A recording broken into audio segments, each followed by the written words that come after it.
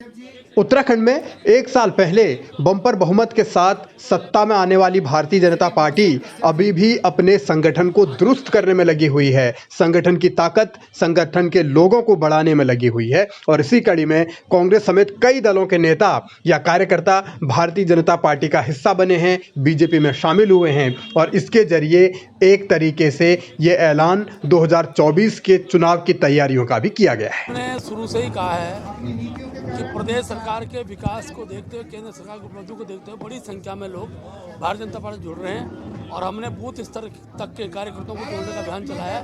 बड़ी संख्या कांग्रेस अन्य दलों के लोग पार्टी से जुड़ रहे हैं। हम उन सबका स्वागत कर रहे हैं। आगामी लोकसभा चुनाव है, नगर पालिका चुनाव में, जिनमें हमको एक अच्छा बल मिलेगा और बड़ी संख्या विकास कार्य को देखते हुए लोग हमसे जुड़ रहे हैं। हम सबका स्वागत कर रहे हैं।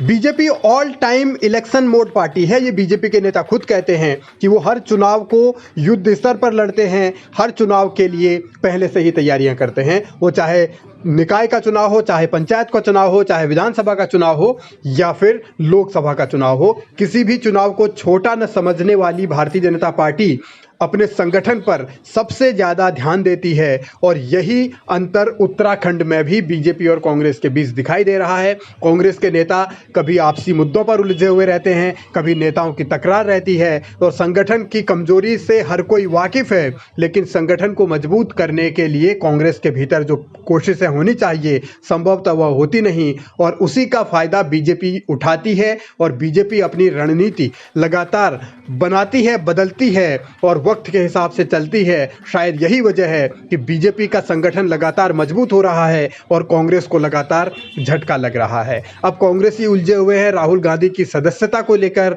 तो भारतीय जनता पार्टी अपना कुनबा लगातार बढ़ा रही है। लोकतंत्र बचाने की लड़ाई को कांग्रेस न्यायालय में भी लेकर के जाएगी और जनता के दरबार में भी लेकर के जाएगी। 1978 और 79 का इतिहास फिर से दोहराया जाएगा।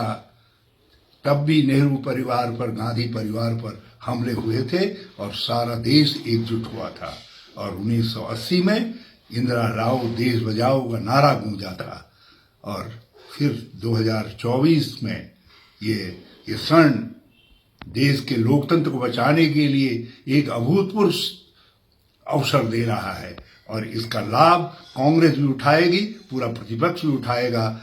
राहुल गांधी मजबूत इस्पात के बने हुए हैं, वो दृढ़ता से लड़ेंगे और हम सब उनके पीछे खड़े हैं। कांग्रेस लोकतंत्र की लड़ाई लड़ने का दावा तो कर रही है, लेकिन कांग्रेस जिस तरीके की तैयारियां करती है या कांग्रेस के जिस तरीके के रणनीतिकार हैं, संभवतः वहां काफ़ी हद तक बदलाव की ज़रूरत है और जो सीखने की ज़रूरत है वो भारतीय जनता पार्टी से है। बीजेपी जिस तरीके से हर वक्त, हर मौसम में, हर माहौल में अपने आप को तैयार रखती है, अपने संगठन को मजबूत करती है, तो उससे उसकी ताकत भी बढ़ती है और उसकी तैयारियों को भी धार मिलती है। अब देखना यही है कि कांग्रेस कब सबक लेती है, कब सीखती है।